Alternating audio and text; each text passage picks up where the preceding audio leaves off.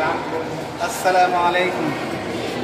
जैसा कि आप सब देख सकते हैं कि हमारे करीबी और हमारे ही मोहल्ले में आरा में वलीगंज में हज़रत मौलाना ताहिर गयाबी साहब रहते हैं और ये अभी बाहयात हैं माशाल्लाह।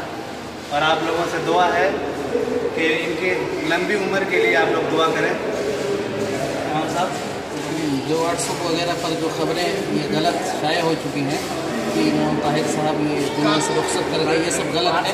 मौलाना ताहिर साहब ये बिल्कुल सामने बैठे हैं। दुआ फरमाएं कि अल्लाह उनकी उम्र को दराज करें, उनकी उम्र को ज़्यादा दे ताकि इनसे हम लोग फ़ायदा उठा सकें।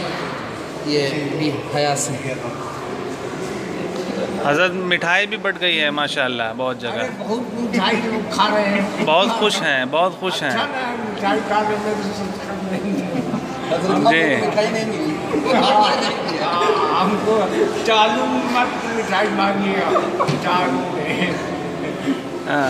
रिवाज है कि चालू में मिठाई खिलाते हैं कुरान पढ़ते हैं, तो पहले से आप लोग खुश हो जाइए। लेकिन मौलाना बाहयात हैं अल्हम्दुलिल्लाह।